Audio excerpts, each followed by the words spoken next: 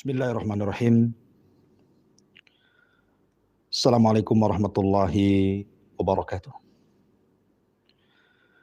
Alhamdulillah wassalatu wassalamu ala Rasulillah wa ala alihi wa sahbihi wa mawalah wa la hawla wa la quwata illa billahi wa ba'du. Faedah malam, kita akan mengambil ibrah dan pelajaran dari kisah seorang sahabat yang sangat mulia, orang yang pertama kali masuk Islam dari kalangan Ansar, orang yang pertama kali berbaiat kepada Rasul dalam baiatul Aqabatil Ula dengan 12 sahabat Ansar, orang yang pertama kali menyebar hidayah di tengah-tengah Ansar, dan orang yang pertama kali melaksanakan sholat Jumat bersama sahabat Ansar, dan orang yang pertama kali dikubur di kuburan Baqi dari sahabat Ansar. Siapa dia? Dialah sahabat yang dikenal dengan sebutan As'ad ibn Zurarah al-Ansari radhiyallahu anhu. Bagaimana kisahnya? Ma'asyiral muslimin yang dimuliakan Allah Subhanahu wa taala. Ketika kota Yathrib yang belakangan disebut Madinah masih di atas kegelapan Islam, maka orang-orang Yahudi selalu memberikan informasi kepada orang-orang musyrik yang ada di kota Yathrib dari keturunan Khazraj dan Aus, dan selalu mengancam mereka dan mengatakan kalau seandainya Nabi kami yang akan muncul di tahun-tahun ini hadir dan akan memimpin kami, maka kami akan memerangi kalian seperti Allah hancurkan kaum Ad dan kaum Iram. Itu yang kemudian terngiang-ngiang di orang-orang musyrik Yathrib kala itu. Salah satunya adalah As'ad ibn Zurarah al-Ansari radhiyallahu anhu. Ketika As'ad ibn Zurarah bersama saudaranya atau sahibnya Dakwan,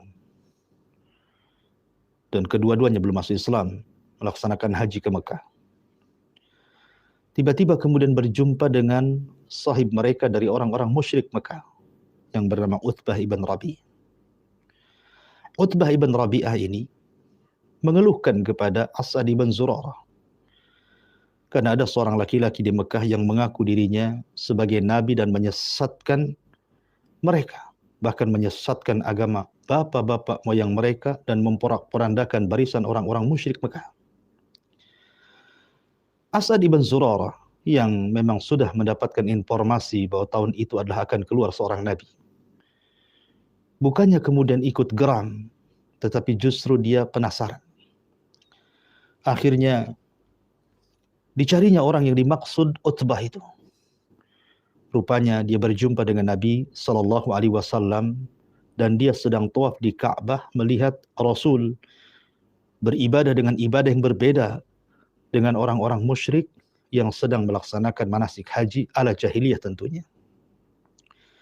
Kemudian As'ad berkenalan dengan Nabi sallallahu alaihi wasallam, kemudian berbincang banyak sampai kemudian hidayah masuk ke dalam hati As'ad ibn Zurarah. Setelah Nabi SAW banyak membacakan ayat-ayat Al-Quran, dan dia terngiang dengan ucapan orang-orang Yahudi. Jangan-jangan apa yang dikatakan orang Yahudi benar, bahwa ini yang dimaksud oleh mereka. Maka As'ad pun mengatakan, demi Allah, jangan sampai orang-orang Yahudi mendahului beriman dengan Nabi ini. Akhirnya As'ad pun mengislamkan dirinya bersama Dakwan, kemudian pulang. Dan dia mengajak 12 tokoh orang-orang Ansar yang masih musyrik untuk haji di tahun berikutnya, kemudian melakukan pembaiatan yang pertama yang disebut dengan Baiatul Aqabatil Ula. Setelah kemudian terjadi pembaiatan kepada Nabi sallallahu alaihi wasallam dan siap untuk melaksanakan perintah Rasul, perintah Allah dan Rasulnya, pulanglah 12 orang ini. kemudian mereka mengumpulkan manusia untuk baiat Aqabah yang kedua. Tapi sebab keislaman As'ad ibn Zurarah ini, kemudian meminta kepada Nabi SAW setelah pembaiatan Aqabah yang pertama agar Rasul mengirim kepada mereka di kota Yathrib seorang pendakwah. Maka Nabi SAW menyetujui diutusnya seorang safirul Islam yang pertama. Siapa dia? Dia adalah Mus'ab ibn Umair radhiyallahu an. Dialah yang pertama kali diutus Rasul untuk berdakwah ke Yathrib atau ke kota Madinah. Maka Nabi SAW tidak memilih sembarang orang, tapi memilih orang yang paling tampan, yang paling ganteng, yang paling lembut, yang paling berakhlak, seorang orator yang pandai melobi. Dialah Mus'ab ibn Umair, berangkatlah dari Mekah menuju Yathrib. Dengan sebab dakwah Mus'ab ibn Umair inilah, maka dua tokoh besar yang menjadikan hidayah dua suku Ansar terbesar Khazraj dan Aus masuk Islam di tangan Mus'ab ibn Umair. Siapa dia? Sa'd bin Ubadah dan Sa'd bin Rabi. Sa'd bin Ubadah kepala daripada suku Khazraj dan Sa'd bin Rabi kepala daripada suku Aus. Masuk Islam di tangan Mus'ab ibn Umair radhiyallahu an, dan itu disebabkan perjuangan As'ad ibn Zurarah al-Ansari radhiyallahu an. Dari sini ada pelajaran besar pentingnya seorang menularkan hidayah, mengajak manusia. Bukan hanya kita mendapatkan hidayah sendiri, tapi tularkan hidayah juga kepada orang lain. Ajak manusia sebanyak-banyaknya. Karena Rasul mengatakan, man dalla ala hudan kana lahu ajrun wa ajru man amila ba'dahu la yanqusu min ujurihim syai'ah. Barang siapa yang menunjukkan manusia ke dalam hidayah, maka dia dapat pahala dan pahala orang yang mengikutinya, sampai tidak mengurangi pahala mereka sedikit pun. Dan ini keutamaan seorang yang berdakwah, man dalla ala khairin kafa'ili. Ma'asyiral muslimin yang dimuliakan Allah Subhanahu wa taala. Singkat cerita, setelah kemudian Islam menyebar di kalangan orang-orang Yathrib, maka Nabi SAW kemudian menghendaki untuk hijrah dari Mekah ke Madinah. Maka Nabi SAW sebelum hijrah ke kota Madinah, Rasul itu hendak melaksanakan sholat Jumat yang pertama. Akan tapi karena lemahnya kaum muslimin di tengah-tengah ancaman orang-orang musyrik Arab, sehingga Rasul SAW tidak melaksanakan Jumat di Mekah. Tapi di lain sisi, kemudian para sahabat Ansar atas gagasan As'ad ibn Zurarah dan Mus'ab ibn Umair mengumpulkan manusia karena dilihatnya orang-orang Yahudi Madinah. Mereka punya hari dalam sepekan, ataupun orang-orang Nasrani punya hari dalam sepekan untuk bersenang-senang dengan Allah. Taqarrub ilallah, mendekatkan diri kepada Allah. Satu hari dalam sepekan mereka memiliki hari ulang tahun mereka, hari sakral mereka untuk berulang tahun mendekatkan diri kepada Allah. Sehingga kemudian As'ad ibn Zurarah mengumpulkan manusia bersama Mus'ab bin Umair untuk memiliki satu hari yang sama dengan mereka, yang tentunya dalam rangka menyelisihi mereka orang-orang Yahudi dan Nasrani. Maka dibentuklah sebuah ibadah syiar Islam yang kita kenal hari ini dengan salat Jumat, yang dulunya disebut hari Arubah, kemudian diganti dengan Yaumul Jumat, hari di mana Allah Subhanahu wa taala memberikan kepada umat Islam keistimewaan besar yang tidak dianugerahkan kepada orang-orang Yahudi dan Nasrani. Sebab hari Jumat pernah Allah tawarkan kepada orang-orang Yahudi, tapi Yahudi menolaknya dan memilih hari Sabtu. Dan Allah tawarkan kepada orang-orang Nasrani, tapi juga Nasrani menolaknya. Justru mereka memilih hari Ahad. Ketika Allah tawarkan Yaumul Jum'ah kepada kaum muslimin, kepada umat Islam, umat Nabi SAW, maka mereka menerimanya. Sehingga ini adalah tafaddulan, betul-betul karunia Allah yang Allah anugerahkan kepada kita kaum muslimin, diberikan hari yang sangat mulia, Yaumul Jum'ah. Hari di mana Allah Subhanahu wa taala ciptakan Adam. Allah masukkan Adam ke surga, Allah keluarkan Adam dari surga, dan di hari ini pula lah Allah Subhanahu wa taala mengakhiri alam semesta alias kiamatul kubra. Ma'asyiral muslimin yang dimuliakan Allah Subhanahu wa taala. Maka dari sini sepakat bahwa sahabat yang pertama kali melaksanakan salat Jumat adalah As'ad ibn Zurarah.